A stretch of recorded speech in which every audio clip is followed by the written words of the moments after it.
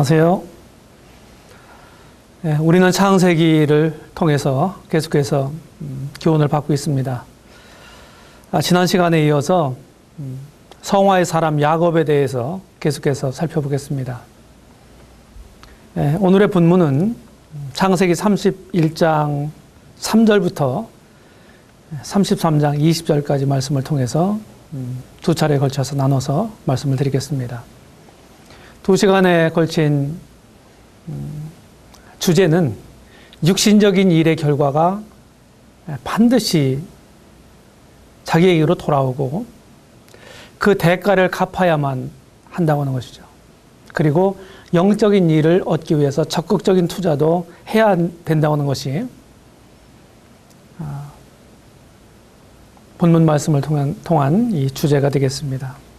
그래서 성도들에게 돌아갈 본향이 있다고 하는 사실에 큰 위로를 얻게 하고 그 돌아가는 과정에는 어려운 일들이 산재해 있지만 영적 원리를 따라 극복하도록 하는 것이 두 시간에 걸친 우리 공부의 목표가 되겠습니다.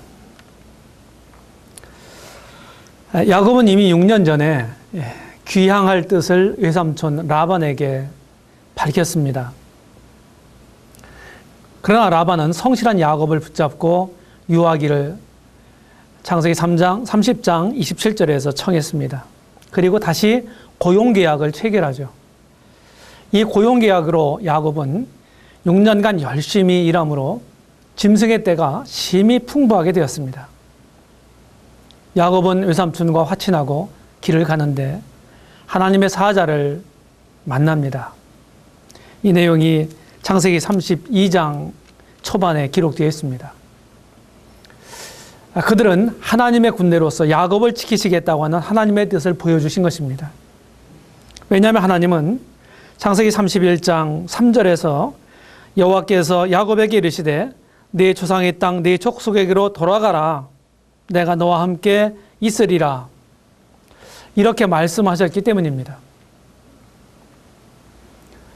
에서는 야곱이 큰 무리를 이끌고 돌아온다고 하는 소식을 듣고 400여 명의 군사를 대동하고 야곱에게로 옵니다. 야곱은 이 소식을 듣고 20여 년 동안 칼을 갈아온 형 에서로 인해서 심히 두렵고 답답함을 느낍니다. 20여 년 전 자신의 잘못이 되살아났고 에서가 결단코 용서하지 아니하리라고 하는 생각에 두려워서 이 자신의 종자와 짐승 떼를 두 떼로 나누고 이 최악의 경우를 대비합니다. 오늘은 먼저 창세기 31장 1절로 21절 말씀을 통해서 야곱의 귀향에 대해서 살펴보겠습니다. 그리고 그 다음 구절인 창세기 31장 22절부터 32장 23절까지 말씀을 통해서 야곱이 겪는 역경을 살펴보고 그리고 32장 24절부터 33장 20절까지 야곱이 어떻게 승리했는가를 살펴보겠습니다. 이제 첫 번째 단락에서 야곱의 귀향을 생각해 보겠습니다. 야곱 31장, 창세기 31장 1절로 3절에 보게 되면 야곱이 들은즉 라반의 아들들의 말이 야곱이 우리 아버지의 소유를 다 빼앗고 우리 아버지의 소유로 인하여 이같이 거부가 되었다 하는지라. 야곱이 라반의 안석을 본즉 자기에 대하여 전과 같지 아니하더라. 이런 상황 가운데서 하나님께서 야곱에게 내 조상의 땅, 내 족속에게로 돌아가라. 다시 말씀을 드리면 가나안 땅에 돌아가라고 하는 하나님의 음성을 듣게 되죠. 상황이 별로 좋지 않죠. 거기에다가 하나님 음성을 들었습니다. 야곱은 지체하지 않고 이제 짐을 꾸려서 가나안 행을 결단합니다. 귀향 결심의 동기는 이미 우리가 말씀을 드린 것처럼 첫 번째로 현실적인 주변의 환경과 조건이 있어요. 라반의 아들들이 누구입니까? 외사촌들입니다. 야곱에게는. 이 외사촌들의 오해와 편론이 있었어요. 그 말을 들은 외삼촌 라반의 태도가 사뭇 달라졌습니다. 그래서 외삼촌 라반은 야곱의 성실성으로 인해서 얻어진 결과물에 대해서 의심하고 눈총을 주는 상황에 이른 것입니다. 두 번째로 내 조상의 땅 내 족속에게로 돌아가라. 내가 너와 함께 있으리라. 이런 하나님 말씀이 있었어요. 이것보다 더 분명한 건 없습니다. 우리가 해야 할 행동을 결정하고 어떤 일을 결정함에 있어서 분명한 하나님의 음성을 듣는다고 하는 것은 굉장히 중요합니다. 야곱은 이런 하나님의 음성을 들었어요. 내가 너와 함께 있으리라. 이것은 천금보다도 더 귀한 약속이었습니다. 만유의 주제가 되신 하나님께서 야곱이 기슭길에 있을 그 험난한 그런 여정 가운데 함께 있을 거다. 함께 있을 거다. 이렇게 하나님께 약속하셨기 때문에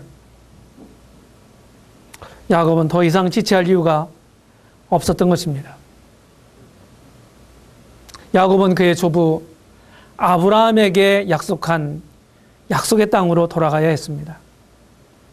이미 이것은 야곱 자신에게 하나님께서 베델의 꿈을 통해서 20여 년 전에 주신 약속이기도 합니다. 이제 나그네의 삶을 청산하고 물질적인 부와 안정을 포기한 채 길을 나섰던 것입니다. 이제 가족들에게 이런 결심을 하고 가족들에게 설명을 합니다.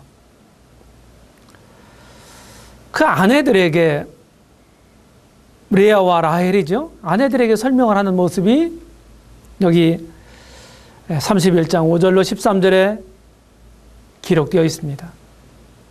야곱은 지금 현실을 말하고 라반의 불성실을 말하고 있습니다. 그리고 하나님 말씀을 전달해요. 그래서 아내들의 동의를 얻습니다.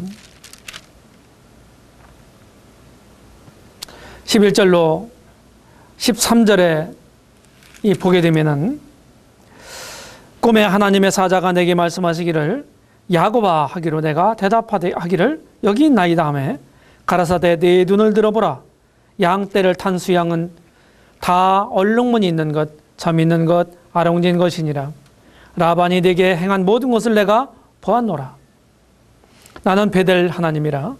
내가 거기서 기둥에 기름을 붓고 거기서 내게 서원하였으니 지금 일어나 이곳을 떠나서 네 출생지로 돌아가라 하셨느니라. 라헬과 레아가 그에게 대답하여 가로되 우리가 우리 아버지 집에서 무슨 분깃이나 유업을 얻으리요. 아버지가 우리를 팔고 우리의 돈을 다 먹었으니 아버지가 우리를 외인으로 여기는 것이 아닌가.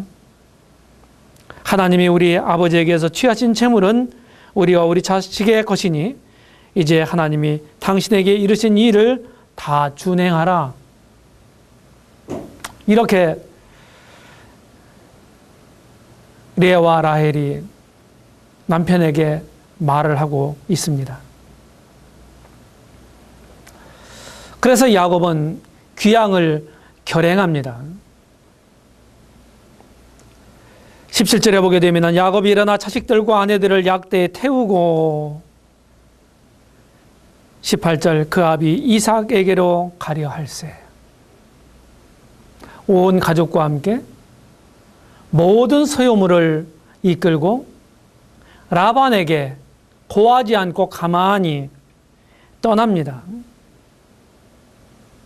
20절에서 야곱이 그 처치를 아람 사람 라반에게 고하지 않고 가만히 떠났더라. 이렇게 기록하고 있습니다. 왜냐하면 외삼촌 라반이 어떤 의인인지를 야곱은 너무너무 잘 알고 있기 때문입니다. 이와 같은 현실과 상황 속에서 야곱이 이제 귀향을 결행하는 과정 가운데 겪는 역경을 우리가 한번 살펴보겠습니다. 창세기 31장 22절로 24절에 보게 되면 이 3일 만에 야곱의 도망한 것이 라반에게 들린지라 라반이 그 형제를 거느리고 7일 길을 쫓아가 길르앗 산에서 그에게 미쳤더니 밤에 하나님이 아람 사람 라반에게 현모하여 가라사대 너는 삼가 야곱에게 선악간 말하지 말라 하셨더라.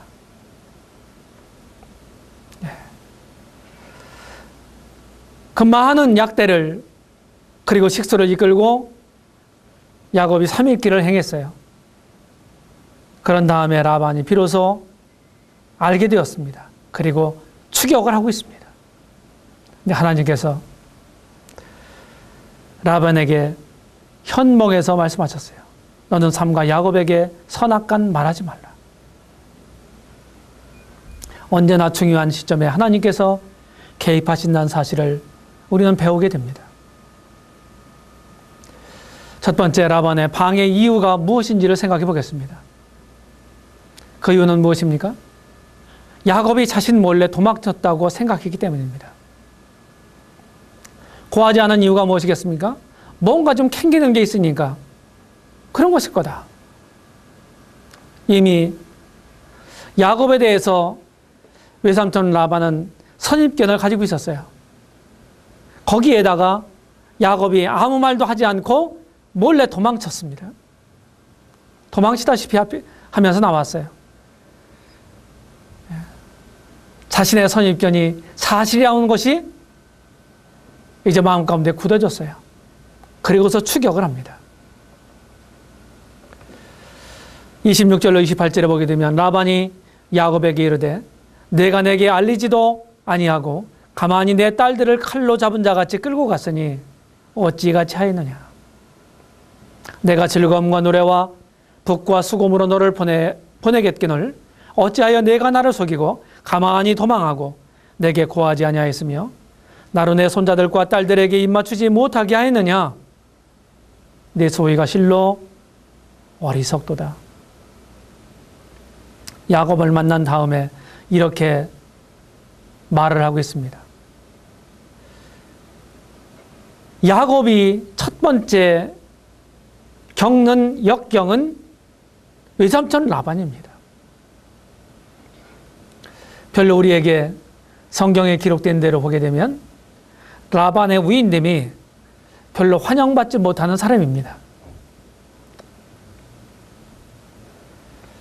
또 다른 이유는 자기 가정의 수신 드라빔을 훔쳐갔기 때문입니다. 여기 30절로 32절에 보게 되면 이제 내가 내 아비 집을 사모하여 돌아가려는 것은 가거니와 어찌 내 신을 도적질하였느냐. 야곱이 라반에게 대답하여 가로되 내가 말하기를 외삼촌이 외삼촌의 딸들을 내게로 억지로 빼앗으리라 하여 두려워하였음이니이다. 외삼촌의 신은 뉘에게서 찾든지 그는 살지 못할 것이요 우리 형제들 앞에서 무엇이든지 외삼촌의 것이 발견되거든 외삼촌에게로 취하소서 하니 야곱은 라헬이 그것을 도적질한 줄을 알지 못함이었더라. 드라빔은 너무나 나무나 은으로 만들어진 사람 형상의 우상입니다.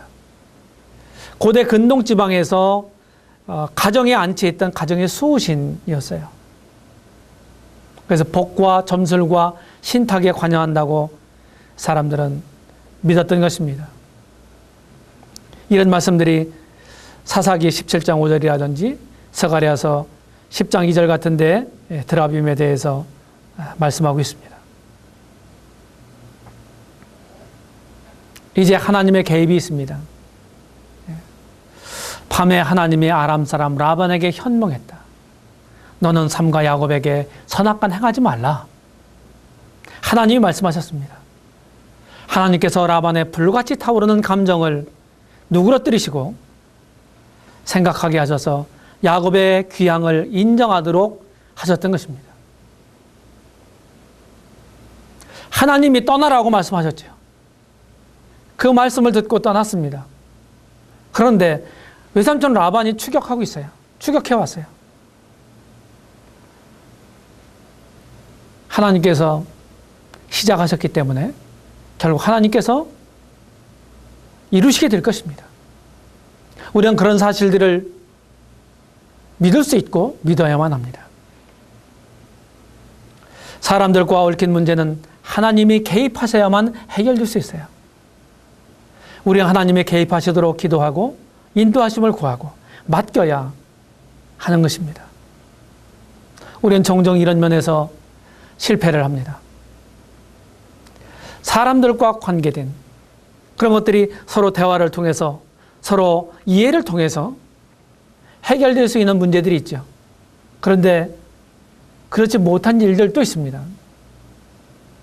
그런 경우에는 우리가 아무리 많은 노력을 한다 할지라도 해결되지 않는 문제들이 있어요. 그런 것들은 하나님이 그와 같은 일에 개입하시도록 우리는 기도해야 합니다. 그분을 우리는 기다려야 하는 것입니다. 여기 라반과 야곱 사이에 그들의 대화로 이미 잔뜩 오해로 얽혀져 있는 이런 관계 속에서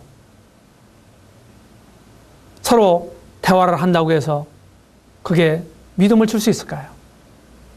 어려운 문제입니다. 하나님께서 이와 같은 일에는 개입하셔야만 하는 것입니다. 이렇게 해서 야곱의 일에도 하나님께서 이렇게 개입을 하셨던 것입니다. 뿐만 아니라 세 번째로 야곱의 토로가 있어요. 야곱은 외삼촌 라반을 향해서 이렇게 말합니다. 내 허물이 도대체 무엇입니까? 내가 낮에는 더위를 무릅쓰고 밤에는 추위를 당하면서 눈 붙일 겨를도 없이 지냈습니다. 이렇게 지난 날을 자신의 충성됨을 회고하면서 자신에 대한 라반의 불성실함을 지적합니다. 외삼촌께서 내 품값을 10번이나 변역하셨습니다. 인간적으로 너무나 억울하고 힘든 세월 속에서도 참을 수 있었던 것이 무엇입니까? 하나님이 나와 함께 하셨기 때문입니다. 라고 야곱은 라반 앞에서 토로하고 있습니다.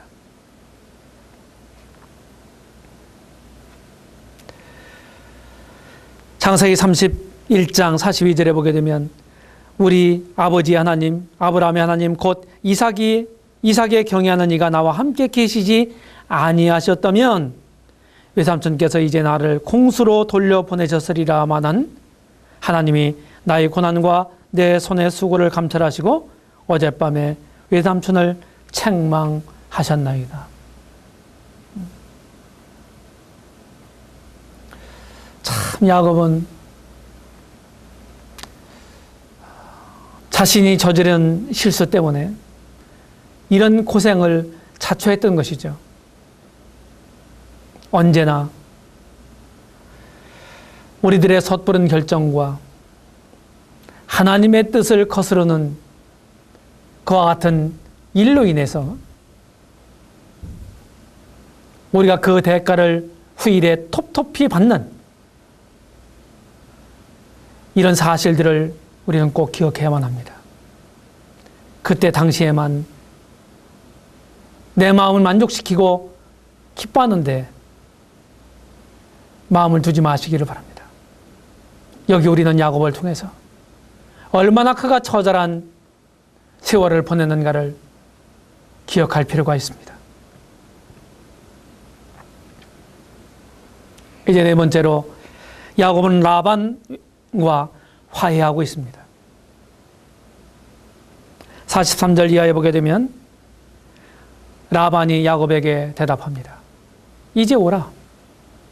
내가 너와 언약을 세워 그것으로 너와 나 사이의 증거를 삼을 것이니라.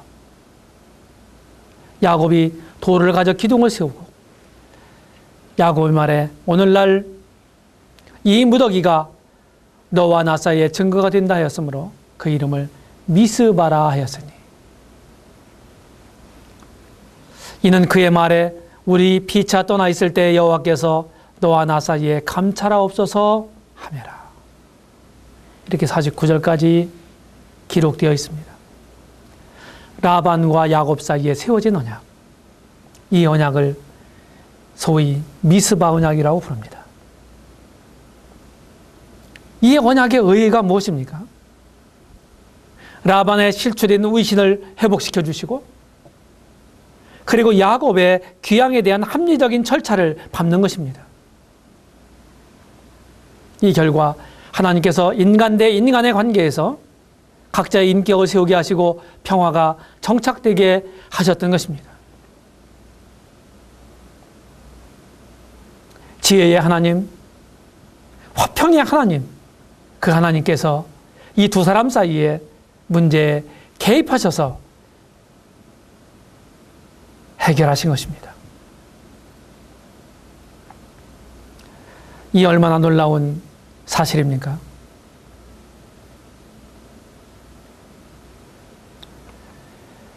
제2의 역경은 형에서입니다.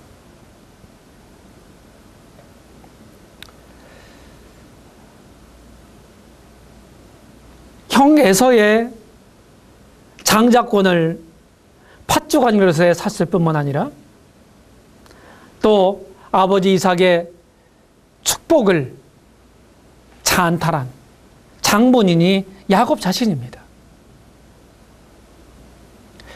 야곱의 역경이 마하나임을 경험하게 합니다. 32장 1절 이하에 보게 되면 야곱이 길을 진행하더니 하나님의 사자들이 그를 만난지라.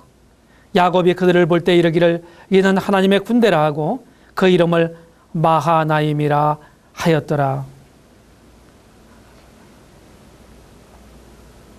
하나님께서 야곱에게 하나님의 군대를 보이셨습니다.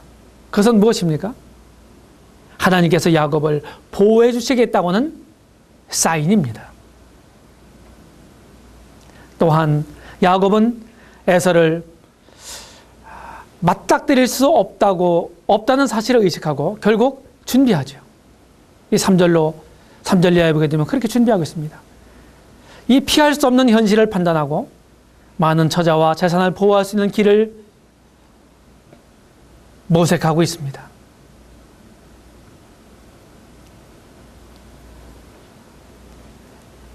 이제 야곱은 기도하고 있어요.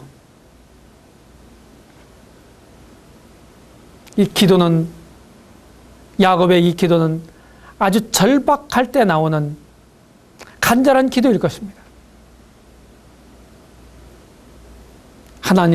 하나님밖에 이 해결책이 없다는 사실을 야곱은 지금 인정하고 있는 것입니다.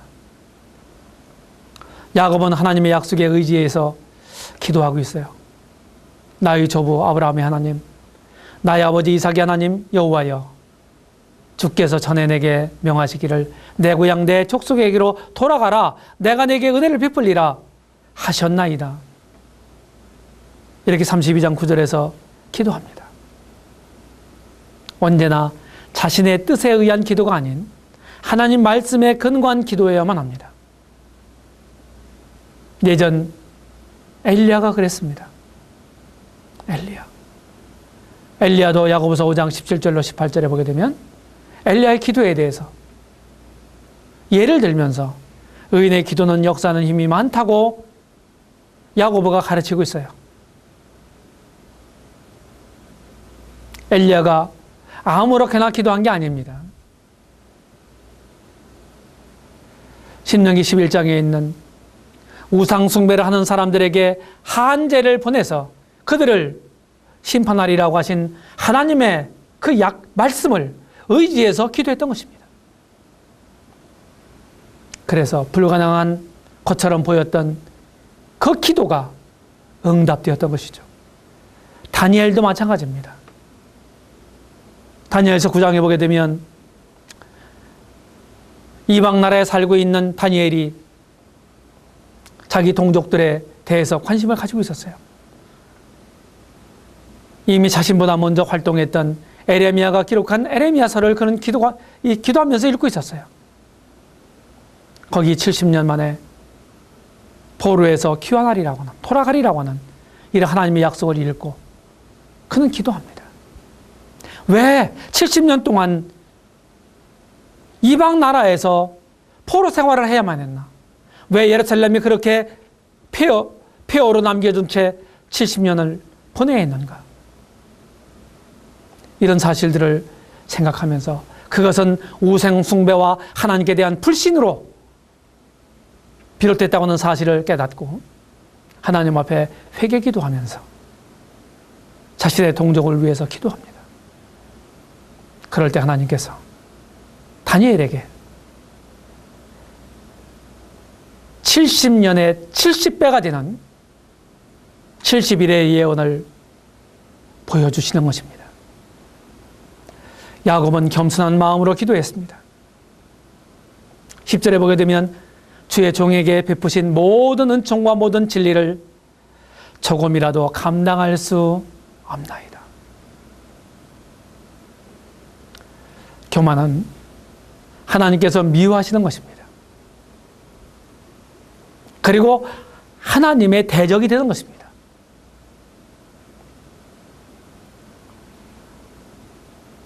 야곱은 아주 겸손한 마음으로 기도했던 것입니다.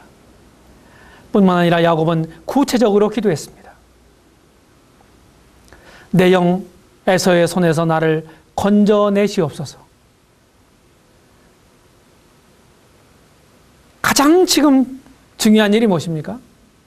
형 에서가 지금 오고 있어요. 만나면 무슨 일이 일어날지 알지 못합니다.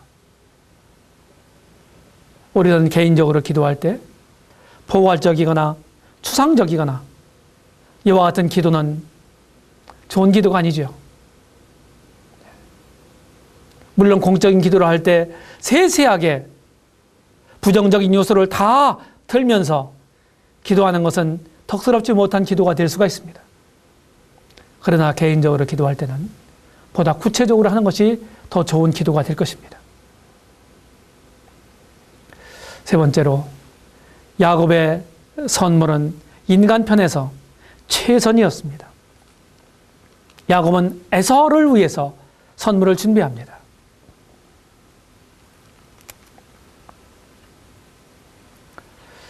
32장 13절에 보게 되면 야곱이 거기서 경의하고 그 소유 중에서 형 에서를 위하여 예물을 택하니 라고 말씀합니다.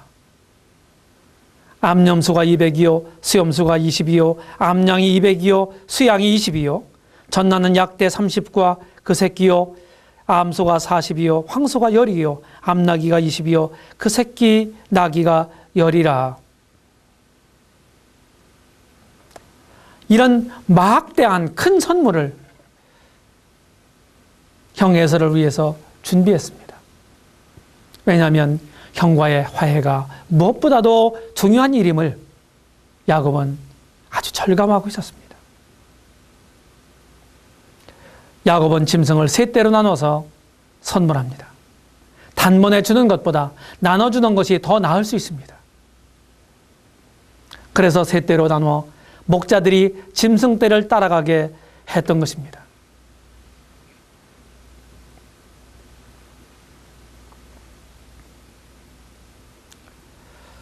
이제 마지막 단락에서 야곱의 승리를 봅니다.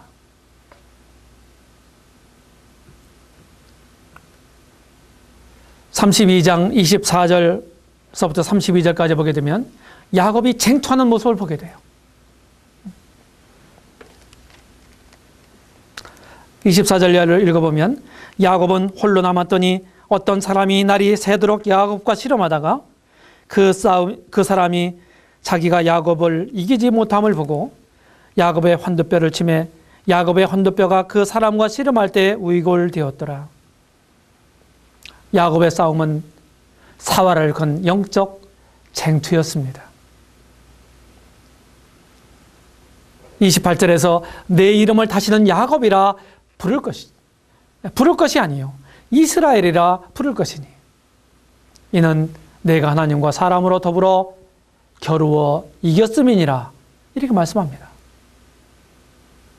이 야곱이 쟁투한 것에 대해서 이 쟁투의 의미가 무엇입니까? 자아가 죽음으로써 승리한다고 하는 의미입니다. 믿음의 거성 A.W. 토저는 패배를 통한 승리라고 하는 책을 저술을 했습니다. 제목만 보아도 무슨 의미인지를 감을 잡으시겠죠. 야곱에게 있어서 이 쟁투는 생과 사를 가름하는 초긴장의 시간이었습니다. 하나님과의 단독 대면 그리고 대결 시간이었습니다. 자신의 무가치를 발견하는 자아 정립의 시간이었던 것입니다.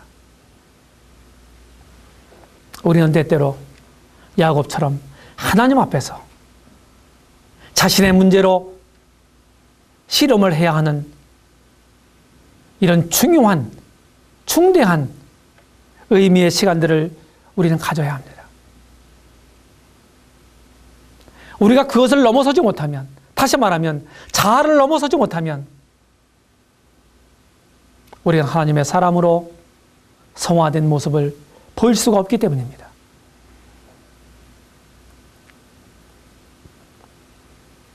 야곱의 쟁투의 결과는 육신적인 성도가 영적인 성도로 바뀌는 것입니다. 그것은 어떻게 될까요? 이것은 오직 하나님의 역사를 통해서만 가능한 것입니다. 야곱은 이 쟁투를 통해서 야곱 곧 속이는 자라는 이름에서 이스라엘 곧 승리하는 자라고 하는 의미의 이스라엘로 변화되었던 것입니다. 야곱은 베델에서 거듭나고 이 분이엘에서 성화된 것입니다. 이제 야곱의 화평이 있습니다. 야곱이 구한 화평은 결자 해지의 측면이 있습니다. 33장 1절로 11절에 보게 되면 야곱은 화평을 구하고 있어요. 형이 옵니다. 몸을 7번 땅에 굽히면서 그 형 에서에게로 가까이 했습니다. 이 말씀처럼 형에게 아주 경의를 표하면서 화평을 구해요. 야곱이 가로되 내 주께 은혜를 입으려 함이니이다. 은혜를 구하면서 나가고 있어요. 청컨대 내 손에서 이 예물을 받으소서. 청컨대 내가 형님께 드리는 예물을 받으소서라고 예물을 드리면서 화평을 도모하고 있습니다. 야곱은 참 지혜로운 사람인 것 같습니다. 이제 야곱은 화평을 얻었습니다. 33장 11절 하반절에 보게 되면 그에게 에서에게 야곱이 강권함에 받으니라. 선물을 받았다는 얘기는 무엇입니까? 화평이 이루어졌다는 얘기죠. 이 예물을 받은 에서는 내가 너의 앞잡이가 되리라. 그 광야 많은 짐승떼를 이끌고 많은 가속들을 이끌고 그 광야 험난한 길을 걷는 그런 길목에서 무슨 일이 일어날지 모르죠. 누구의 침습을 받을지 모릅니다. 에서는 내가 너의 앞잡이가 되리라. 야곱의 호의를 자청하고 있어요. 이렇게 해서 야곱은 생애 가운데 가장 어려운 역경을 믿음으로 헤쳐나갑니다. 그리고 믿음의 사람들 반열에 우뚝 섰던 것입니다. 이제 결론을 말씀드리면 결론적으로 야곱의 귀양 장면을 통해서 우리가 마땅히 받아야 할 교훈이 있습니다.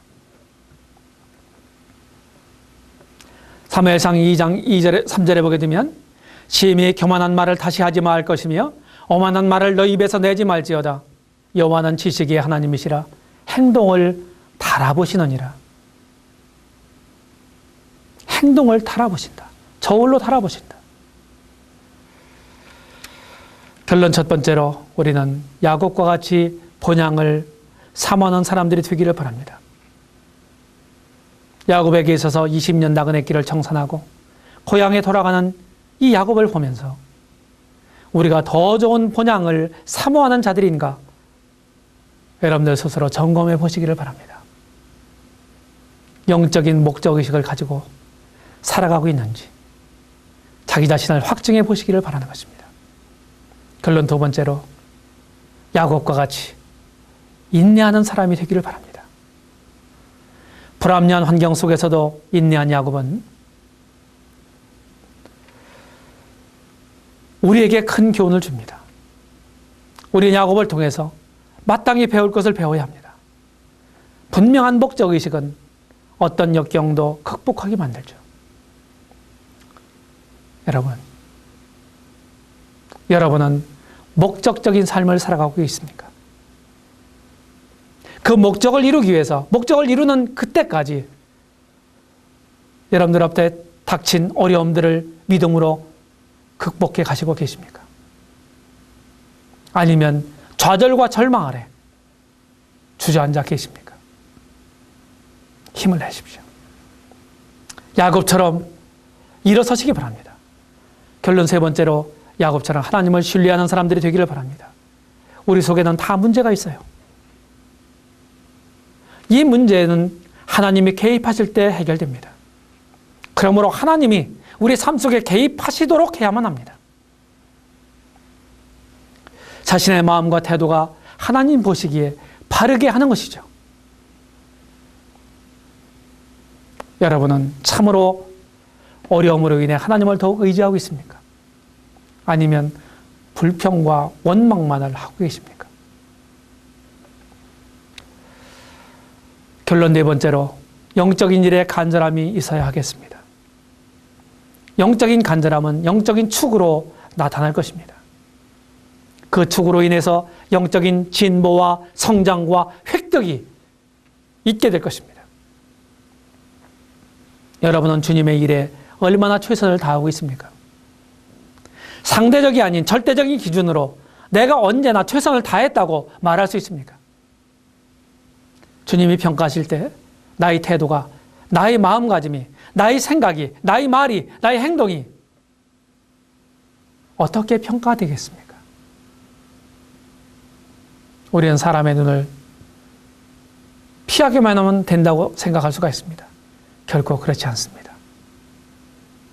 언제나 하나님을 의식하면서 우리가 살아가고 섬겨야만 하는 것입니다. 네, 감사합니다.